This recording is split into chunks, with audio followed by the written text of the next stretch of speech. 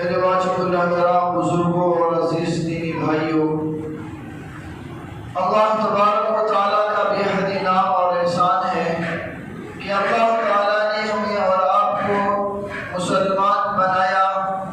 اللہ تبارک و تعالیٰ نے ہمیں نبی کریم صلی اللہ علیہ وسلم کا امتی بنایا۔ اللہ تبارک و تعالیٰ نے نبی کریم صلی اللہ علیہ وسلم کی شخصیت اور آپ علیہ الصلوۃ والسلام کی رہبری میں ہمیں وہ شریعت اور ہمیں زندگی گزارنے کا وہ دستور عطا فرمایا کہ جس دستور اور جس شریعت کو فالو کر کے اور اس پر عمل کر کے ایک انسانی معاشرہ ایک امن اور سکون کا معاشرہ بن سکتا ہے۔ اور جب ایمان والا نبی کریم صلی اللہ علیہ وسلم کی دی ہوئی تعلیمات کو اپنی زندگی کے ہر گوشے میں عمل میں لاتا ہے، اللہ تبارک و تعالیٰ ان کو دنیا کے ہر جگہ اور دنیا کی جو ہر ڈپارٹمنٹ میں اللہ تعالیٰ اس کو سکون اطمینان قلب نصیب فرماتے ہیں۔ لیکن جب مسلمان ہو کر کے نبی کا نام لینے والا ہو کر کے نبی کی شریعت کا پیروکار ہونے کا دعویدار ہو کر کے نبی کریم صلی اللہ علیہ وسلم کی سنتوں کو چھوڑ دیتا ہے، آپ صلی اللہ علیہ وسلم کی دی ہوئی ہدایات کو نظر انداز کر دیتا ہے اور دنیا کی قوموں کی رسموں کے پیچھے لگ جاتا ہے اور غیروں کے طریقے کو اپنے معاشرے میں داخل کرنے کی کوشش کرتا ہے، اللہ تبارک و تعالیٰ ان کو مختلف قسم کی آزمائشوں میں، مختلف قسم کے مسائل میں اور مختلف قسم کے آثار اور آلام میں دوچار کر دیتے ہیں۔ اللہ تبارک و تعالیٰ نے ایمان والوں کی ہر ادا کو اللہ نے ایمان کا جزء قرار دیا، ایمان والے کے ہر عمل کو اللہ نے باعث اجر و ثواب رکھا ہے۔ اللہ کے رسول صلی اللہ علیہ وسلم نے فرمایا انما الاعمال بالنیات، انسان کے اعمال کا دار و مدار نیت پر ہوتا ہے۔ انسان جو بھی عمل کرتا ہے اس عمل کے پیچھے اس کی نیت درکار ہوتی ہے، فیصلے اس کے عمل پر نہیں بلکہ اس کی دل کی نیت پر ہوتے ہیں کہ اس کے پیچھے اس آدمی کی نیت کیا ہے۔ اس لیے حضرت شیخ الاسلام مفتی تقی عثمانی دعوت برکاتہم نے لکھا ہے اپنی کتاب اصلاح خطبات میں کہ ایمان والے کا ہر عمل باعث اجر و ثواب ہے۔ کوئی بھی کام کرتا ہے بشرطے کہ اس کی نیت ٹھیک ہونی چاہیے، بلکہ خود نبی کریم صلی اللہ علیہ وسلم نے حدیث پاک میں ارشاد فرمایا تمہیں تمہارے ہر عمل پر اجر و ثواب دیا جاتا ہے، یہاں تک کہ تم اپنی بیویوں سے ملتے ہو اور اپنی جنسی خواہشات کی تسکین کے لیے ان سے ہم بستری کرتے ہو، اس پر بھی تمہیں ثواب ملتا ہے۔ صحابہ کرام حیران ہو گئے، یا رسول اللہ ہم اپنی بیویوں سے اپنی نفسانی خواہشات کی تکمیل اور تسکین کے لیے ملتے ہیں، بھلا اس میں اجر و ثواب کی کہاں سے بات آ گئی؟ نبی کریم صلی اللہ علیہ وسلم نے فرمایا اگر یہی تسکین اور یہی خواہشات اگر تم حلال طریقے کے بجائے حرام طریقے پر پوری کرتے اور غلط جگہ پر منہ مارتے تو کیا تمہیں اس گناہ کا اسلام کا گناہ نہ ملتا؟ صحابہ نے کہا یا رسول اللہ ضرور ہمیں زنا کا عظیم گناہ ملتا۔ تو اللہ کے رسول نے فرمایا پھر اس کام کو، اس جنسی خواہشات کو حلال طریقے پر پورا کرنے میں اللہ تمہیں اجر و ثواب دیتے۔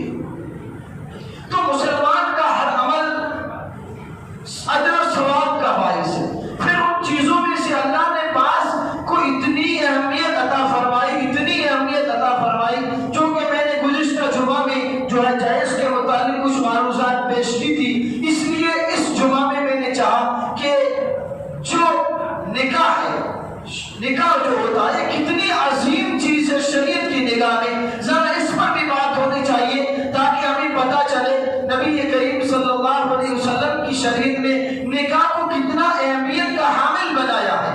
اللہ تبارک و تعالیٰ نے صرف انسان نہیں بلکہ ساری مخلوقات کو اللہ نے ساری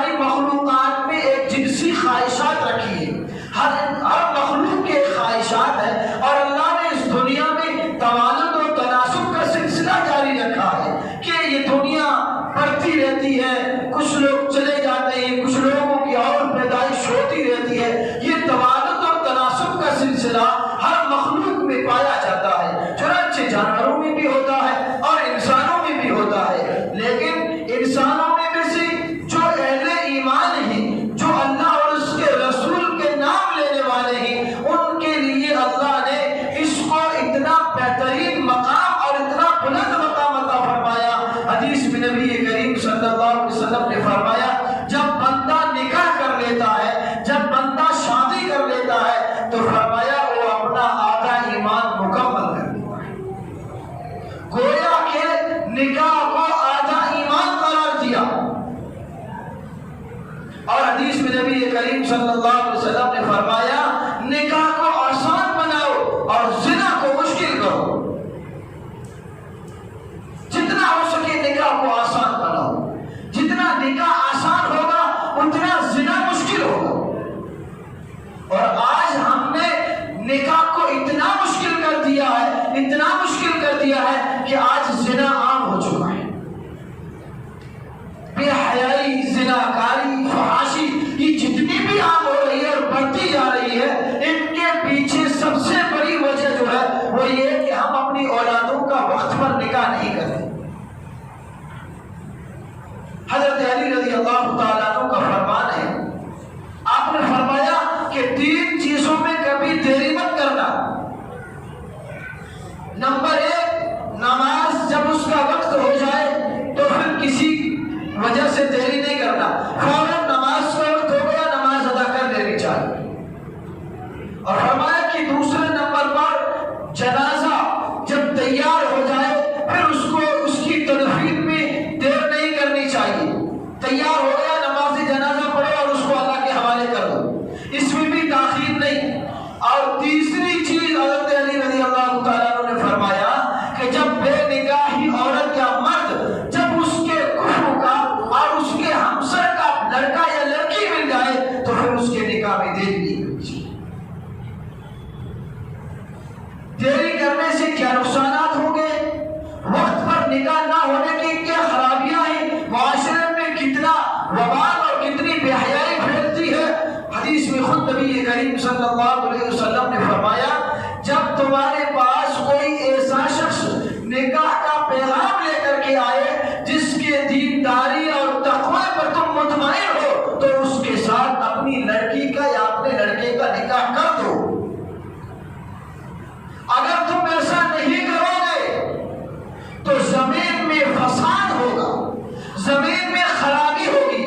کون سی خرابی ہوگی؟ جب بچہ اور بچی نکاح کی عمر کو پہنچ گئے، بالغ ہو گئے، اس کے بعد اگر نکاح نہیں ہوگا تو اس کے اندر ایک جنسی خواہشات کو ملتی ہے، وہ اپنی غلط جگہ پر پوری کریں گے تو پھر معاشرے میں تباہی اور برائی اور جو ہے بے حیائی نہیں پھیلے گی. زنا عام نہیں ہوگا تو کیا ہوگا؟ اس لیے نبی کریم صلی اللہ علیہ وسلم نے فرمایا آج جو نکاح مشکل ہوتے جا رہے ہیں اور زنا آسان ہوتے جا رہے ہیں، ان میں سب سے بڑی وجہ جو ہے کہ ہم نے اپنے معاشرے میں غیر دیندارانہ رسومات جو غیروں کی اور ہندوانہ رسمیں ہیں ان کو اپنی شادیوں میں داخل کر دیا اور ان کو اپنی شادیوں کا جزو لازم گویا قرار دے دیا، جس کی وجہ سے آج نہ معلوم کتنے بچے اور بچیاں بغیر نکاح کے حرام طریقے سے وہ اپنی جنسی خواہشات کو پورا کرنے پر مجبور ہیں. سب سے بڑی وجہ ہے، جہیز کا معاملہ تو ہے ہی، اس کے علاوہ کتنی رسومات ہیں، کتنے خرچے ہیں. صرف منگنی کے نام پر اس رسم پر کتنے پیسے خرچ ہوتے ہیں ہمارے معاشرے. اللہ کے رسول صلی اللہ علیہ وسلم نے فرمایا کہ سب سے بہترین اور بابرکت نکاح وہ ہے جس کے اندر کم سے کم خرچہ ہو. جتنا کم خرچہ ہوگا اتنی اس خاندان میں اور میاں بیوی میں محبتیں اور الفتیں اور برکتیں پیدا ہوگی اس خاندان میں. آج برکتیں نہ ہونے کی وجہ اور گھریلو جھگڑے اور جو آپسی خلفشار اور جو آئے دن میاں بیوی کی لڑائیاں، ساس بہو کے جھگڑے اور اسی طریقے سے معاشرے کی جو تباہی بچی ہوئی ہے اس میں یہ ہماری غلطی بھی کار فرما ہے کہ ہم شادی کے نام پر لاکھوں روپے خرچ کرتے ہیں کہ صاحب اتنا کھانا نہیں بنائیں گے، ہمارا خاندان بہت بڑا ہے، اتنا سارا خاندان ہمارے کھانے میں آئے گا تب جا کر کے ہماری شادی ہوگی. اور دوسری خرابی کی وجہ یہ ہے کہ ہم اب جب اپنے بچوں کا اور بچیوں کا رشتہ کرتے ہیں تو وہاں ہماری صرف ایک ہی ٹارگٹ ہوتا ہے. کیا ہوتا ہے؟ لڑکا یا لڑکی پڑھی لکھی ہے کہ نہیں، دنیاوی تعلیم، دینی تعلیم سے ہمارا کوئی تعلق نہیں۔ قرآن پڑھی ہے، نماز اور روزے کی پابند ہے کہ نہیں ہے، اس کا ہمیں کوئی سروکار نہیں۔ دنیا کی کتنی ڈگریاں اس کے پاس ہیں، پھر اس کے خاندان کو دیکھتے ہیں کہ اس کے باپ کے اندر کتنی دینے کی طاقت ہے، اپنی بیٹی کو اچھا جہیز دے گا یا نہیں دے گا۔ اگر کسی غریب گھر کی لڑکی ہے، نیک ہے اور جو ہے پابند صوم و صلاۃ ہے، لیکن چونکہ اس کا باپ غریب ہے اس لیے مالدار اس گھر میں رشتہ نہیں لیتا ہے۔ نیت یہ ہوتی ہے کہ غریب کی بیٹی اپنے بیٹے کی نکاح میں دوں گا تو یہ غریب ہے، اس کے گھر سے مجھے کیا ملے گا۔ اور جب مالداری دیکھی جاتی ہے اور مال کی بنیاد پر رشتے کیے جاتے ہیں اور دینداری کو نظر انداز کیا جاتا ہے تو پھر اس خاندان میں جھگڑے، لڑائیاں اور جو ہے ہزاروں قسم کے فسادات برپا ہوتے ہیں۔ اس لیے حدیث میں نبی کریم صلی اللہ علیہ وسلم نے فرمایا کہ عورت سے نکاح 4 وجوہات پر کیا جاتا ہے، 4 وجوہات پر 4 خوبیوں کو دیکھا جاتا ہے نکاح میں۔ سب سے پہلا اس کی خوبصورتی دیکھی جاتی ہے، دوسرے نمبر پر اس کی مالداری دیکھی جاتی ہے، تیسرے نمبر پر اس کا حسب اور نسب اور خاندان دیکھا جاتا ہے، اور چوتھے نمبر پر اس کی دینداری دیکھی جاتی ہے۔ اللہ کے رسول صلی اللہ علیہ وسلم نے فرمایا تم دینداری کو جو ہے ترجیح دینا۔ جب دیندار تمہارے پاس رشتہ آ جائے تو یہ مت دیکھنا کہ اس کا خاندان چھوٹا ہے یا نیچا ہے، اونچا ہے، اس کے پاس مال اور اسباب ہے یا نہیں ہے، وہ کتنی خوبصورت ہے، نہیں، فرمایا کہ تم دینداری کو ترجیح دینا، اور جب دینداری کو تم ترجیح دو گے تو ان نسلوں میں اللہ کے ولی اور برگزیدہ لوگ پیدا ہوں گے۔ صحابہ کرام نے عمل کر کے دکھلایا اور اللہ نے کیسی عظیم نعمتیں ان کو ان نگاہوں کے ذریعے سے عطا فرمائی۔ خلیفہ وقت ہے حضرت عمر فاروق رضی اللہ تعالیٰ عنہ، 22 لاکھ مربع میل کا حکمران اور بادشاہ ہے۔ اگر ایک خطوط ہر ملک میں یا ملک کے سرمایہ داروں کے نام لکھ دیتے تو ہزاروں نگاہ کے پیغام حضرت عمر کے قدموں میں آتے، لیکن حضرت عمر اپنے بیٹے کا نکاح کس لڑکی سے کر رہے ہیں، ذرا اندازہ لگائیے۔ رات کا وقت ہے، حضرت عمر فاروق رضی اللہ تعالیٰ عنہ مدینہ المنورہ کی گلیوں میں گشت کر رہے ہیں، رات کا سناٹا ہے، ایک گھر کے پاس سے گزرتے ہیں، گھر سے آواز آتی ہے، ماں اپنی بچی کو کہتی ہے بیٹا دودھ میں تھوڑا سا پانی ملا دے، مقدار بڑھ جائے گی تو ہمیں معاوضہ اور قیمت زیادہ ملے گی۔ آگے سے وہ معصوم بچی اپنی اماں سے کہتی ہے اماں دودھ میں پانی ملانے سے امیر المومنین عمر فاروق نے منع کیا ہے۔ اس ماں نے کہا بیٹا عمر کہاں ہے، وہ تو سو رہا ہے، کوئی نہیں ہے، میں ہوں اور تو ہے، ملا لے دودھ میں پانی، کوئی نہیں دیکھ رہا ہے۔ آگے سے اس دیندار بچی کا جواب سنیے، اس نے کہا اماں اگر عمر نہیں دیکھ رہا ہے تو کیا ہوا، عمر کا خدا تو دیکھ رہا ہے۔ حضرت عمر رضی اللہ تعالیٰ عنہ رک گئے، ماں اور بیٹی کی گفتگو سنی اور اس گھر پر نشان لگایا اور چلے گئے گشت کر کے۔ صبح ہوئی، حضرت عمر رضی اللہ تعالیٰ عنہ نے اس ماں کو اور اس بیٹی کو اپنے دربار میں بلایا، بلا کر کے کہا کہ رات کو میں نے تمہاری گفتگو سنی، تمہاری بچی کے جواب پر بے حد حیران ابھی اور خوش بھی ہوں، لیکن میری طرف سے ایک پیشکش ہے۔ کون ہے وہ عورت؟ کوئی پتہ نہیں، غریب ہے، دودھ بیچتی ہے، غریبی ہوگی اور کیا ہوگی، جو اتنی حد سے گزر جاتی ہے کہ اپنی غریبی کو ختم کرنے کے لیے دودھ میں ملاوٹ تک کر رہی ہے، اتنے غریب گھرانے سے ہے لیکن اس کی بچی میں دینداری ہے۔ حضرت عمر رضی اللہ تعالیٰ عنہ نے فرمایا کہ میں آپ کی بچی کا رشتہ مانگتا ہوں اپنے بیٹے عاصم کے لیے، اگر تم چاہو تو یہ رشتہ منظور کر دو۔ غریب گھرانے میں اور پھر عمر جیسے حکمراں کے بیٹے کے لیے رشتہ آئے تو کون قبول نہیں کر سکتا، تو اس نے حامی بھر لی اور بچی نے بھی حامی بھر لی۔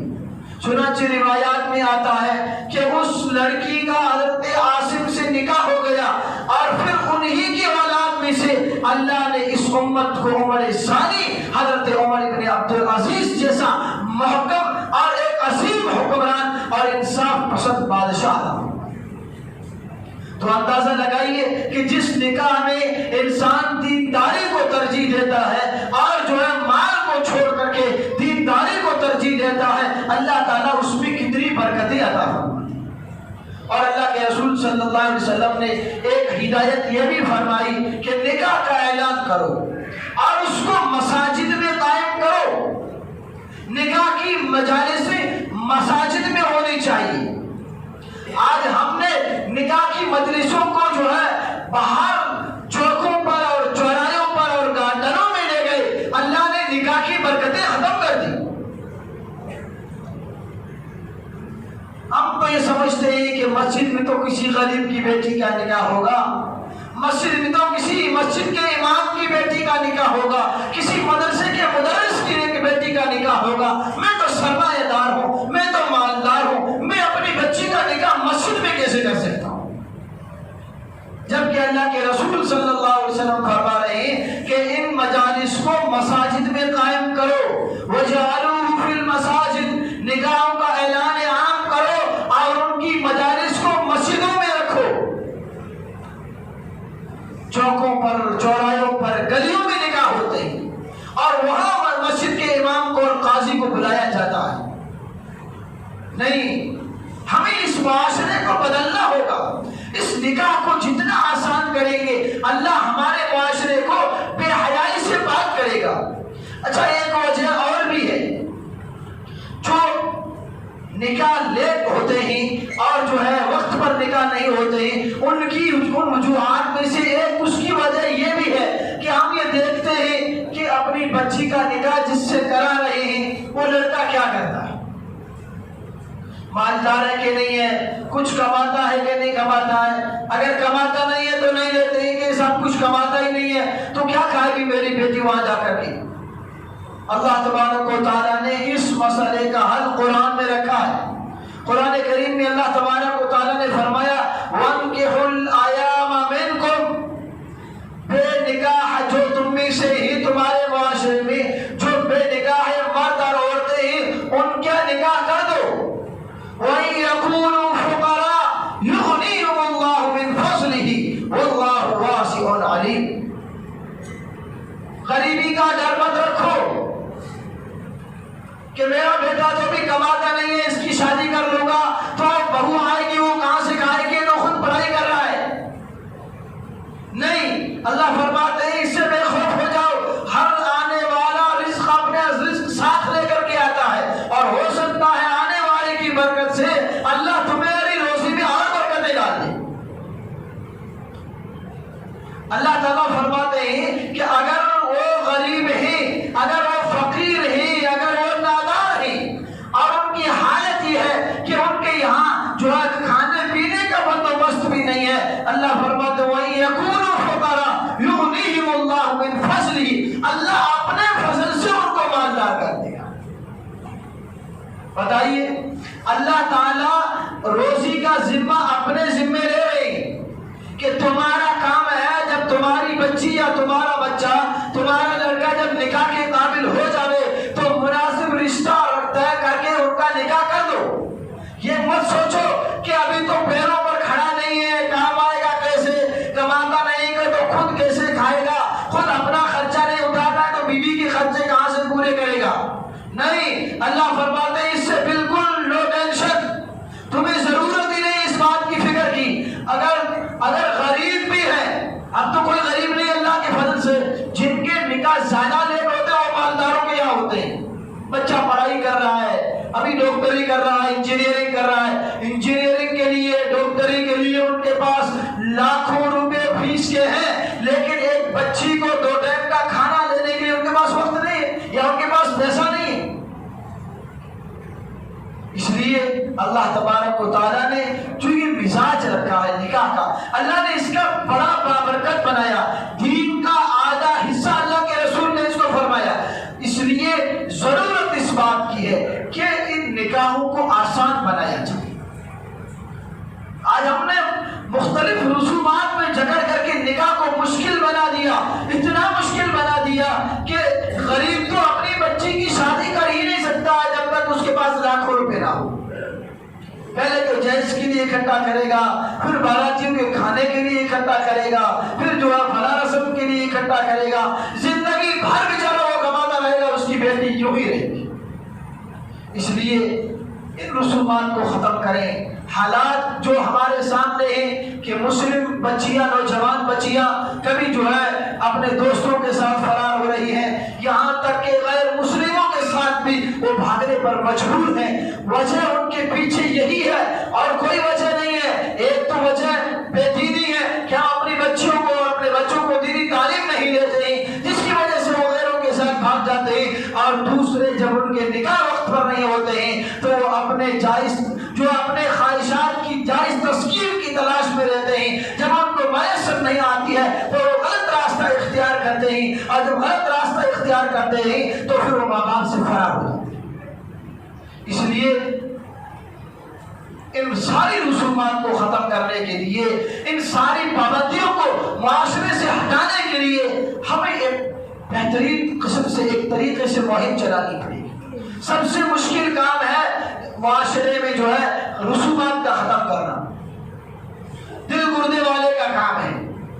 مونچھ کا سوال ہے، ناک کا سوال ہے، کون کرے گا؟ امام صاحب کا تو کام ہے بیان کرنا، وہ تو کریں گے، عمل کرنا تو ہمارے ہاتھ میں ہے نا۔